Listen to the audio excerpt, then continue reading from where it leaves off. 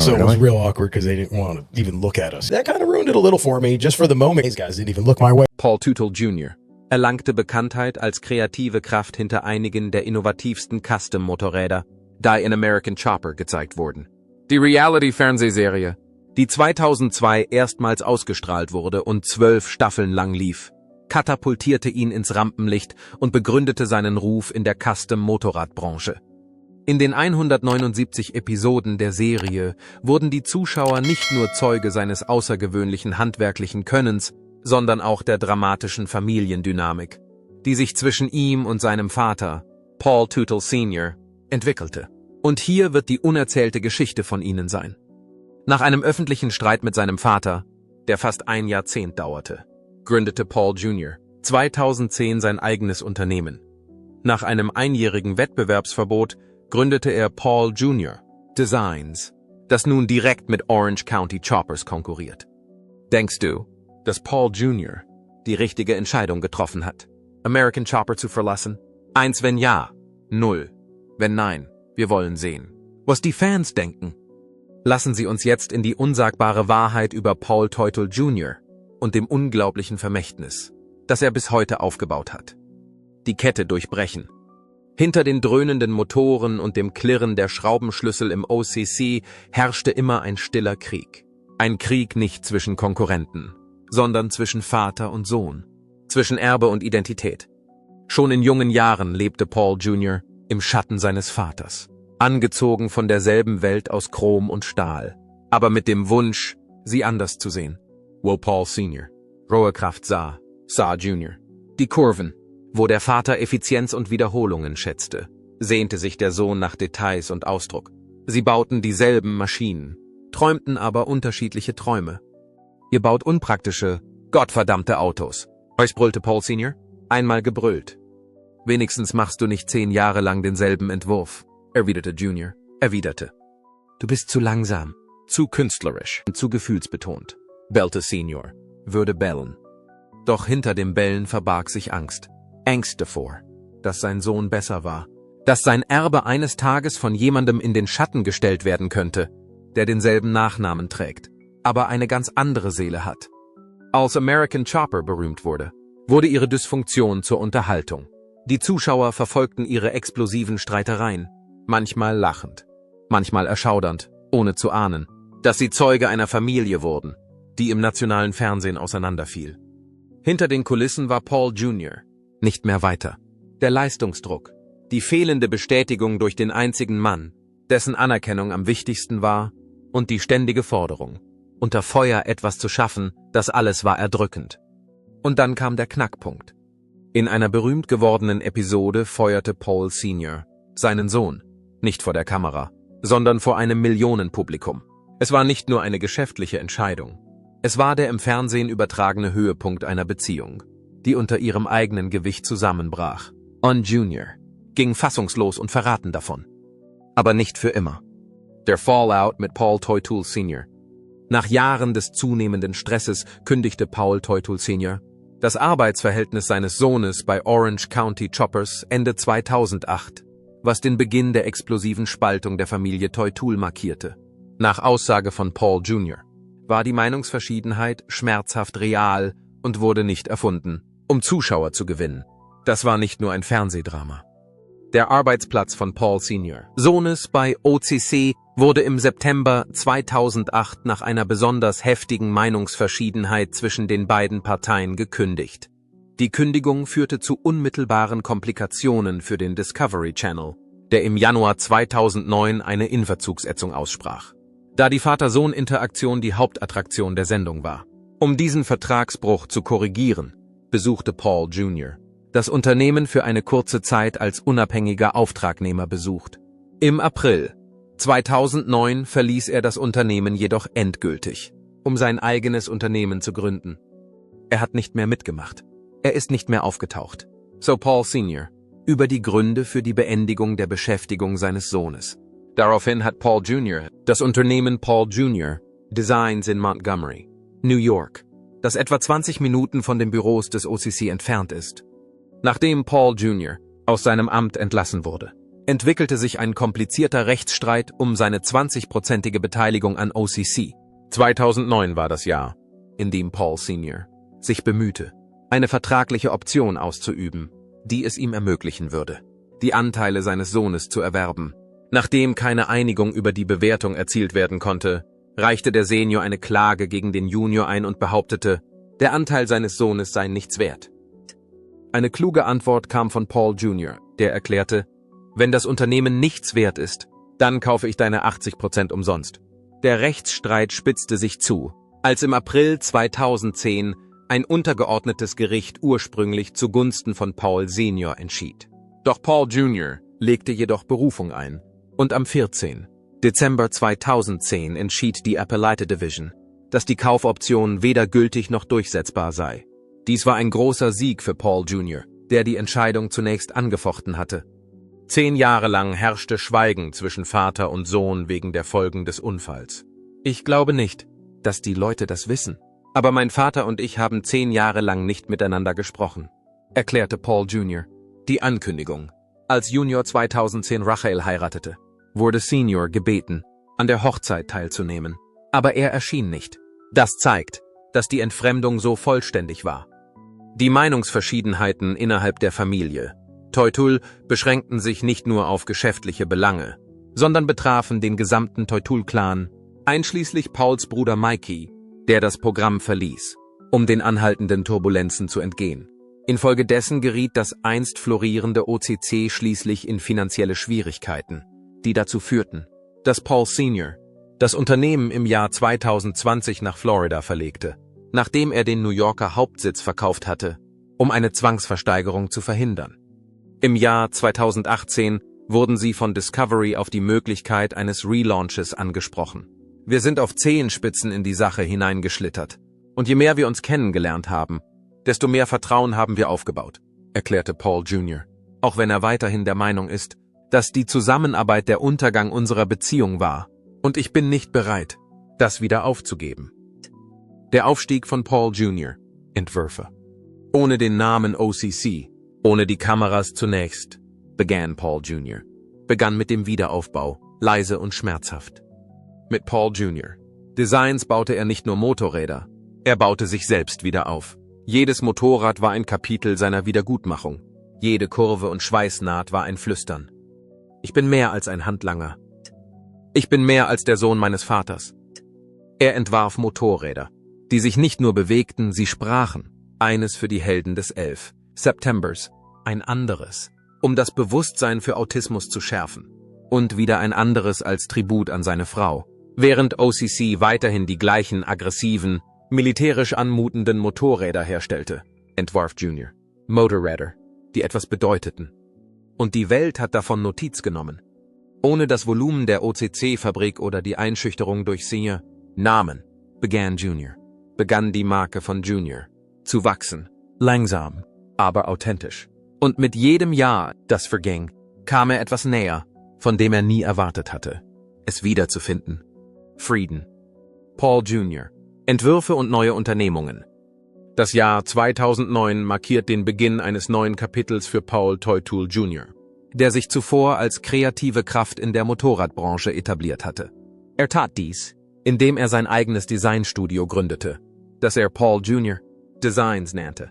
Sein Weggang von Orange County Choppers, dem das Auslaufen eines einjährigen Wettbewerbsverbots mit seinem früheren Arbeitgeber folgte, veranlasste ihn zu diesem Schritt. Nach seinem turbulenten Weggang vom OCC gründeten Paul Jr. und seine Frau Rachel das Unternehmen Paul Jr. Designs im Jahr 2010, um ein neues Kapitel in ihrem Leben zu beginnen. In Newburgh, New York, nahm das Unternehmen seinen Betrieb in einer 7200 Quadratmeter großen Anlage auf. Dieser Standort befand sich nur 300 Fuß vom ursprünglichen Standort von Orange County Choppers entfernt. Während der Gründung des Unternehmens schloss Paul eine Vereinbarung mit Lincoln Electric ab, die es dem Unternehmen ermöglichte, mehrere Jahre lang als exklusiver Lieferant von Schweißgeräten zu fungieren. Im Laufe der Jahre hat Paul Jr. mit zahlreichen großen Marken an individuellen Projekten gearbeitet. Zu den herausragenden Kooperationen gehören ein Facelift für Colemans 10-jähriges Jubiläum Road Trip Grill im Jahr 2010, 2014-2 Azeroth Chopper für World of Warcraft von Blizzard Entertainment, die später im Spiel erschienen. Spezialmotorräder für den Film Teenage Mutant Ninja Turtles, Out of the Shadows, 2016. Eine Partnerschaft mit Rough Cycles im Jahr 2021 zur Entwicklung von Elektromotorrädern, insbesondere der PJD Ruffian mit Bosch Performance CX-Antrieb. Der Spirit of American Collectors, Lincoln Zephyr, ein maßgeschneidertes Drei-Fenster-Coupé mit Mercedes-Benz dunkelblau-Lackierung und einem umgebauten Lincoln V12-Motor mit flachem Kopf. Vater und Sohn. Wieder. Jahre später trafen sich die beiden für American Chopper, Senior vs. Junior wieder auf dem Bildschirm. Junior. Es war keine Versöhnung. Noch nicht. Es gab immer noch Widerhaken, Passive Aggression und jahrzehntelange Wunden. Aber etwas hatte sich geändert. Sie kämpften nicht mehr um denselben Thron. Junior hatte sein eigenes gebaut. Ein ergreifender Moment aus dem Neustart zeigte die beiden bei der Arbeit an einer gemeinsamen Baustelle. Wieder Seite an Seite, aber dieses Mal nicht als Chef und Angestellter. Als Gleiche, als unvollkommene Männer, die versuchen, trotz allem, was sie kaputt gemacht haben, gemeinsam etwas zu schaffen. Das Design war wunderschön. Noch wichtiger ist, dass es symbolisch war. In diesem Moment ging es nicht darum, wessen Motorrad besser war. Es ging um zwei Männer, die versuchten, die Distanz zu überwinden, die Zeit und Ego geschaffen hatten. Wo ist Paul Teutul Jr. jetzt? Heutzutage führt Paul Jr. immer noch seine Designfirma, die sich über die Motorradbranche hinaus entwickelt hat. Das Motorrad ist meine Leinwand, aber Design und Marketing sind meine Leidenschaft, sagt er in seiner Einführung. Außerdem hat er eine Vorliebe für Lincolns aus der Vorkriegszeit und Delahays aus den 1940er Jahren entwickelt, was ihm die Möglichkeit gibt, im Alter von 50 Jahren zum Fahrzeugsammler zu werden. Außerhalb des Motorradbaus hat Paul Jr. den Umfang seiner künstlerischen Aktivitäten erheblich erweitert. Sein Unternehmen PJD Studios wurde 2012 gegründet und bietet Dienstleistungen in den Bereichen Logo-Design, Branding und Marketing, einschließlich Computeranimation und Spezialeffekte. Seine Firma bietet derzeit Outside-the-Box-Marketing für große Marken an, zusätzlich zu Produktdesign-Dienstleistungen für eine Vielzahl von Produkten, darunter Autos, Kunstwerke und Kleidung. Es geht nicht nur um Motorräder, sondern um das Verständnis von Markenbildung und Marketing, sagte Paul Jr., sagte er und verdeutlichte damit, dass er einen markenorientierten Ansatz verfolgt. Dank dieser Idee ist es ihm gelungen, mit großen Unternehmen wie Geico, Cadillac und Microsoft zusammenzuarbeiten. Das Jahr 2020 war das Jahr, in dem Paul und seine Familie das kauften, was sie als ihr Traumhaus auf Long Beach Island bezeichnen. Zuvor hatten sie bereits in Montgomery, New York, gelebt. Hudsons Interesse am Surfen steht im Einklang mit der Entscheidung der Familie, in eine Küstenregion umzuziehen, was darauf hindeutet, dass die Familie einen Lebensstil entwickeln will, der ihre gemeinsamen Interessen unterstützt. Frühes Leben und familiärer Hintergrund. Für Paul Teutul Jr., der in Orange County, New York, geboren wurde, war der älteste Sohn von Paul Teutul Sr. und Paula Teutul. Seine Jugend war von sehr unterschiedlichen Ereignissen geprägt. Seine Kindheit verbrachte er in Montgomery, New York, und er betrachtet diese Stadt auch heute noch. Im Alter von 43 Jahren, als sein Zuhause. Während seiner Kindheit war Paul Jr. im Haus der Teutuls einer verblüffenden Dichotomie ausgesetzt. Die Oberfläche seines Lebens vermittelte den Eindruck, dass es perfekt war. Es war voll von Football, Maisfeldern und anderen Dingen, die für eine amerikanische Kindheit charakteristisch sind. Trotzdem verbargen sich unter dieser Oberfläche erhebliche Schwierigkeiten. Aufgrund der Tatsache, dass sein Vater Alkoholiker war das Umfeld, das Paul Jr. als sehr instabil und unruhig bezeichnete, entstand. Indem sie die Familie regelmäßig zum Sonntagsgottesdienst in die katholische Kirche brachte, trug seine Mutter Paula wesentlich dazu bei, der Familie ein stabiles geistiges Umfeld zu bieten. Später, als Paul Jr. in seinen frühen Teenagerjahren war, begann die Familie, eine Kirche zu besuchen, die keiner bestimmten Religion angehörte. Diese theologische Grundlage erwies sich für Paul Jr. als wichtig, der sich im Alter von 12 Jahren zu Christus bekehrte. Es war eine sehr ungesunde Dynamik, erinnert sich Paul Jr., erinnerte sich an seine Kindheitserfahrungen, als er unter dem Einfluss seines Vaters aufwuchs. Dieses schwierige häusliche Umfeld war weitgehend das Ergebnis eines generationenübergreifenden Traumas. DePaul Sr. selbst hatte eine problematische Erziehung mit einer alkoholabhängigen Mutter und einem arbeitssüchtigen Vater, die ihn beide körperlich schlugen. Dies trug dazu bei, dass das häusliche Umfeld so hart wurde. Die Scheidung von Pauls Eltern erfolgte Mitte der 1980er Jahre. Und sein Vater wurde nach der Trennung schließlich nüchtern. Trotzdem wirkten die emotionalen Auswirkungen dieser prägenden Jahre weiter nach und führten zu Schwierigkeiten in der Entwicklung des Einzelnen und prägten das, was Paul Jr. als eine enorme Menge an Angst bezeichnete. Schon in einem erstaunlich jungen Alter zeigte Paul Jr. eine bemerkenswerte Begabung für mechanische Arbeiten. Im Alter von 12 Jahren begann er während der Sommermonate in den Orange County Iron Works, dem Stahlunternehmen seines Vaters, zu arbeiten. Während seiner Highschool-Zeit nahm er an einem vom Board of Cooperative Educational Services, BOCES, angebotenen Programm teil, das ihm die Möglichkeit gab, seine Fähigkeiten in der Metallverarbeitung weiter zu verbessern. In Bezug auf seine mechanischen Fähigkeiten sagte Paul Jr., ich hatte schon immer eine gewisse Begabung dafür, und er beschrieb, dass er in der Lage war, Objekte wie Fahrräder zusammenzubauen, ohne Anweisungen zu befolgen und sich nur Bilder anzuschauen. Darüber hinaus entdeckte er durch die Metallverarbeitung eine angeborene Begabung für kreatives Gestalten, obwohl er weder eine offizielle künstlerische Ausbildung noch ein höheres Bildungssystem besaß. Nach seinem Highschool-Abschluss begann Paul Jr. eine Vollzeitstelle bei Orange County Iron Works an, wo er sich schließlich zum Leiter der Geländerwerkstatt hocharbeitete. Währenddessen widmete sein Vater immer mehr Zeit seinem Hobby, der Herstellung von Motorrädern. Im Jahr 1999 gründeten Paul Sr. und Paul Jr. gemeinsam das Unternehmen Orange County Choppers, nachdem sie die bemerkenswerte Begabung ihres Sohnes im Bereich der Herstellung und Bearbeitung erkannt hatten. Seine Brüder Michael und Daniel sowie seine Schwester Christine waren seine Geschwister, als Paul Jr. aufgewachsen ist. Er war das älteste der 4 Kinder. Jedes der Geschwister schlug einen anderen Weg ein. Daniel wurde Eigentümer und Geschäftsführer von Orange County Iron Works LLC, Michael trat neben Paul Jr. im Fernsehen auf, und Kristen schlug einen Beruf als Krankenschwester in Rochester, New York, ein. Seine Mutter setzte sich für die geistliche Begleitung der Familie ein und war sehr konsequent in der Glaubenserziehung ihrer Kinder, was dazu beitrug, dass er bis heute eine sehr gute Beziehung zu seiner Mutter hat. Die Beziehung zu seinem Vater erwies sich dagegen als weitaus komplizierter und schwieriger.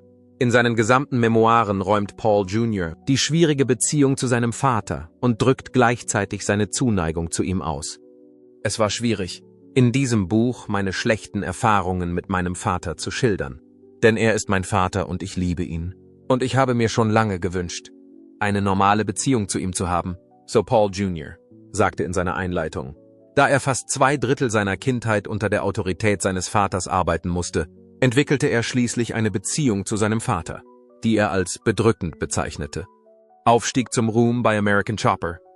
Die Familie Toytool wurde durch die Reality-Serie American Chopper, die 2002 vom Discovery Channel ausgestrahlt wurde, ins nationale Rampenlicht gerückt, was die Fernsehlandschaft nachhaltig verändern sollte. Nach der Gründung von Orange County Choppers, OCC, im Jahr 1999 waren Paul Toytool Sr. und sein Sohn eine Reise an, die den Prozess der Herstellung von Spezialmotorrädern für die breite Öffentlichkeit revolutionieren sollte. Paul Jr. begann seine Karriere in der Stahlindustrie als Leiter der Schienenfertigung bei Orange County Iron Works, dem Unternehmen seines Vaters. Als das Unternehmen Gestalt annahm, ergab sich sein Wechsel zu Orange County Choppers auf ganz natürliche Art und Weise. Im Jahr 1999, als sein Vater OCC gründete, trat Paul Jr. fast sofort als Minderheitseigentümer, Hauptdesigner und Hersteller in das Unternehmen ein. Noch im selben Jahr wurde das erste Motorrad fertiggestellt, das den Namen True Blue erhielt und im Oktober 1999 auf dem Daytona Motorradtoberfest zum ersten Mal der Öffentlichkeit vorgestellt wurde. Dieses Ereignis markierte den Beginn eines Unternehmens, das schnell die Aufmerksamkeit von Produzenten aus der Fernsehbranche auf sich ziehen sollte. Nachdem die Toytools weniger als 3 Jahre nach dem Bau ihres ersten Hubschraubers an die Öffentlichkeit getreten waren, trat der Discovery Channel mit der Idee an sie heran, eine Sendung zu produzieren, die sich mit dem Bau von Hubschraubern befassen sollte. In der ersten Folge von American Chopper, die am 29. September 2002 ausgestrahlt wurde, wurde das Jet-Motorrad von Paul Sr. und Paul Jr., den Protagonisten der Serie, gebaut. Die Interaktionen zwischen Firmenmitarbeitern, Kunden und Familienmitgliedern fanden schnell Anklang bei den Zuschauern, was zu einem kometenhaften Anstieg der Popularität der Serie führte und schließlich zur Absetzung der Serie führte. Im Laufe seiner Tätigkeit bei American Chopper hat sich Paul Jr. als kreativer Kopf hinter einer beträchtlichen Anzahl der denkwürdigsten Builds, die OCC je produziert hat. Paul Jr., der seine Leidenschaft für Spinnen und Spinnweben unter Beweis stellen wollte, war hauptverantwortlich für das Design des Black Widow Motorrads, das in der ersten Staffel der Serie eine wichtige Rolle spielte. Paul Jr. Dieses Motorrad zu einem seiner persönlichen Lieblingsmotorräder und zu einem Liebling der Fans. Zwischen der Toy-Tool-Familie und der amerikanischen Chopper-Abstammung hat die Black Widow eine lange Geschichte. Paul Jr. konstruierte sie zu der Zeit, als es den OCC gab, und er aktualisierte sie später in einer neuen Serie. Er hatte interessante Elemente wie Speichen, Rahmen und Gabeln, die so dünn wie Spinnen waren, und Drähte, die von der Decke hingen und Spinnennetzen ähnelten. Das Fire Motorcycle, eine Hommage an die Feuerwehrleute, die bei dem Anschlag auf das World Trade Center am 11. September 2001 ums Leben kamen, verdient als weiteres bemerkenswertes Design besondere Erwähnung. Auf den hinteren Kotflügel dieses Konstrukts wurde die Zahl 343 gemalt, eine Sonderlackierung. Diese Zahl sollte an die Anzahl der Feuerwehrleute erinnern, die an diesem Tag ums Leben gekommen waren. Ein Stück Stahl, das vom Ground Zero geborgen worden war, wurde von Paul Jr. auf die Oberseite des Benzintanks geschweißt, um dem Ganzen einen letzten und bedeutungsvollen Schliff zu geben. Der einzigartige Ansatz, den Paul Jr. bei der Anpassung von Motorrädern verfolgte, war eines der Designelemente, die seine Kreationen so anziehend machten. Was Puristen an diesen Motorrädern hassen, ist wahrscheinlich genau der Grund, warum ich sie unendlich faszinierend finde. Sie machen keinen Sinn, so die Beobachtung eines Kenners der Branche. Andererseits ist das Risiko genau das, woher die Innovation kommt. Durch die Einführung des Begriffs der Themenmotorräder in die Liste der Custom Builds haben Paul Jr. und sein Vater einen grundlegenden Wandel in der Herangehensweise an die Konstruktion von Motorrädern herbeigeführt. Durch diese Erfindung konnten sie ein Publikum ansprechen, das sich sonst nicht für das Motorradfahren interessiert hätte. Die Menschen haben eine besondere Affinität zu Themenmotorrädern. Sie lieben die Fähigkeit zur Integration. Mit einem Themenmotorrad kann man Leute ansprechen, die sich sonst nicht für Motorräder interessieren würden, so Paul Jr. bemerkt. Darüber hinaus entwickelt es sich aber auch ständig weiter. Mit anderen Worten, wenn wir Motorräder gebaut hätten, die komplett schwarz waren, den gleichen Motor hatten und alles andere gleich war, hätten wir nur eine Folge gehabt und wären dann fertig gewesen. Die zentrale Idee hingegen sorgt dafür, dass es spannend und dynamisch bleibt. Außerdem entwickelte Paul Jr. maßgeschneiderte Chopper für große Unternehmen und Prominente, aber auch Motorräder für Hobbyfahrer. Zu den bemerkenswertesten Beispielen gehören das Football-Motorrad, das für die New York Jets entworfen wurde, und eine moderne Version der Bro, die für den Talkshow-Star Jay Leno entworfen wurde. Durch diesen Ansatz der Sonderanfertigung wurde die Motorradkultur in einer Weise ins Bewusstsein der breiten Öffentlichkeit gerückt, wie es zuvor noch nie der Fall war. Es waren nicht nur die Motorräder, die zur Popularität von American Chopper beitrugen, sondern auch die komplexen Beziehungen zwischen den Charakteren, vor allem zwischen Vater und Sohn. American Chopper hat funktioniert, weil die Motorräder und unsere Beziehung einfach umwerfend waren, so Paul Jr., sagte er in seiner Reflexion. 10 Staffeln lang und 233 einstündige Episoden lang waren mein Vater und ich oft eine Katastrophe, von der man sich ebenso schwer abwenden konnte wie vom Zuschauen. Heute ist Paul Jr. mehr als nur ein Bauunternehmer. Er ist der Überlebende eines der öffentlichsten Familienbrüche im Reality-TV. Er ist ein hingebungsvoller Ehemann, ein Vater, ein ruhiger Mann, der einst unter dröhnenden Motoren und noch lauteren Erwartungen lebte und nun lernt, nach seinen eigenen Regeln zu leben. Sein Vermächtnis besteht nicht nur aus Motorrädern. Es ist der Mut, sich von einer giftigen Dynamik zu befreien und die Kraft, zu vergeben, ohne zu vergessen. Es geht darum, Gnade in Orten zu finden, wo einst nur Feuer war. Jahrelang sahen die Fans in ihm den Jungen mit dem faulen Auge, der sich mit seinem Vater stritt. Aber jetzt sehen dieselben Fans etwas anderes, einen Mann, der Schmerz in ein Ziel und Kunst in eine Rüstung verwandelt hat. Persönliches Leben, Heirat und Nettovermögen. Abgesehen von den Kameras und den maßgeschneiderten Hubschraubern hat Paul Teutul Jr. sich ein zufriedenstellendes Privatleben aufgebaut, das in scharfem Kontrast zu seinem turbulenten Berufsleben in der Vergangenheit steht. Am 20. August 2010 heiratete Paul Teutul Jr. den Bund der Ehe mit Rachael Biester, und seither sind sie verheiratet.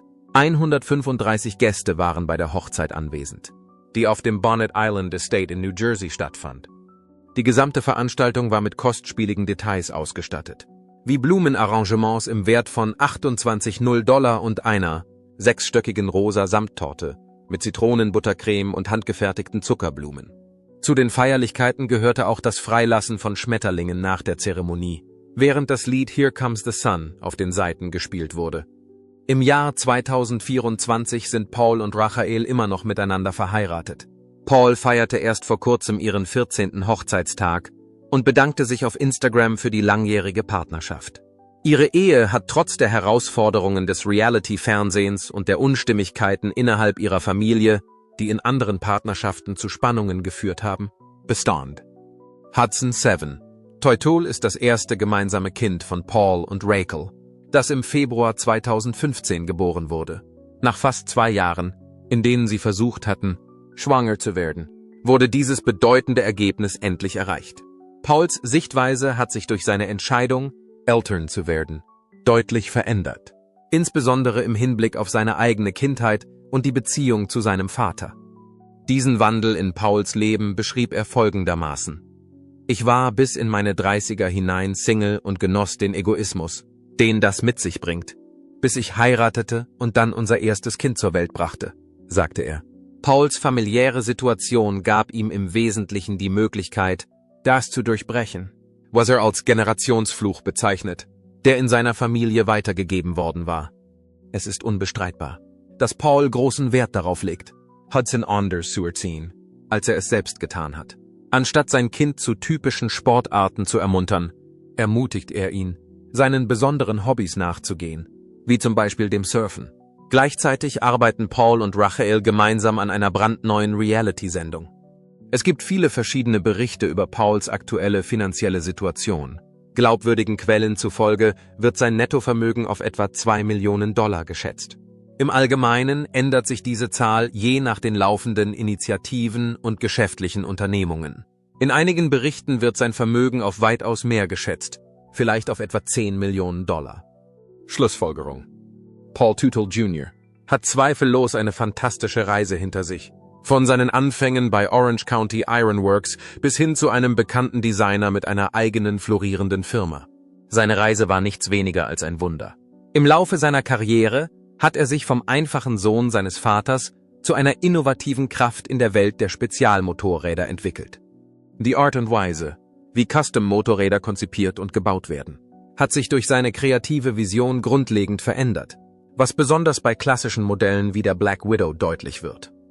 Trotz des über ein Jahrzehnt andauernden Streits mit seinem Vater konnte Paul Jr. in der Lage, diese Hindernisse zu überwinden und seinen eigenen Weg zu gehen. Nach seinem Weggang von OCC gelang es ihm, Paul Jr. Designs zu gründen, das inzwischen sein Angebot über den Motorradbereich hinaus auf Marketingdienstleistungen, Produktdesign und die Zusammenarbeit mit großen Unternehmen wie Geico, Cadillac und Microsoft erweitert hat. Ein weiterer Beweis für Pauls Widerstandsfähigkeit ist die Tatsache, dass sein Privatleben beeindruckend ist. Die Tatsache, dass seine Ehe mit Rachael seit 14 Jahren hält, zeugt von Stabilität inmitten beruflicher Umwälzungen. Paul war in der Lage, das zu durchbrechen, was er als Generationenfluch in seiner Familie bezeichnete, und seinem Sohn Hudson 7 eine andere Kindheit zu bieten als die er erlebt hatte. Ermöglicht wurde dies durch die Geburt seines Sohnes Hudson 7 im Jahr 2015. Es besteht kaum ein Zweifel, dass Paul Teutul Jr. mehr als nur die Branche des Motorradbaus zu erzählen hat. Seine erstaunliche Flexibilität zeigt sich darin, dass er in der Lage ist, sich beruflich neu zu erfinden und gleichzeitig seine künstlerische Integrität zu bewahren. Die Tatsache, dass er von einem Reality-TV-Star zu einem erfolgreichen Geschäftsmann und Familienvater wurde, zeigt, dass er ein Vermächtnis hinterlassen will, das über das Drama hinausgeht, das ihm zunächst große Popularität einbrachte. Trotz der Tatsache, dass Pauls Beziehung zu seinem Vater nach wie vor kompliziert ist, hat er etwas geschaffen, das vielleicht bedeutsamer ist als maßgeschneiderte Motorräder, ein Leben, das durch seine eigenen Bedingungen definiert wird und nicht durch die Turbulenzen, die innerhalb seiner Familie entstehen. Während er weiterhin ein Gleichgewicht zwischen seinen sich entwickelnden Unternehmen und seinem Engagement für das Familienleben findet, entwickelt sich seine Reise weiter. Dies zeigt, dass die spektakulärsten Entwürfe manchmal nicht Motorräder sind, sondern das Leben, das wir für uns selbst konstruieren. Vom Kampf gegen seinen Vater im nationalen Fernsehen bis zum Aufbau eines neuen Vermächtnisses jenseits der Kameras, Paul Toitul Jr. hat gezeigt, dass die beste Fahrt manchmal dann beginnt, wenn man seinen eigenen Weg geht. Sagen Sie uns Bescheid. Welches ist Ihr Lieblingsmotorrad von Paul Jr.? Oder was ist ein Moment aus American Chopper, den Sie nie vergessen werden? Schreib ein Like, wenn du respektierst, wie Paul Jr. das alles gemeistert hat. Abonnieren Sie diese Seite, um weitere Geschichten hinter den Kulissen der Sendungen zu erfahren, die die Popkultur geprägt haben. Und teilen Sie dies mit allen, die damit aufgewachsen sind, dass Hubschrauber auf dem Bildschirm zum Leben erweckt werden.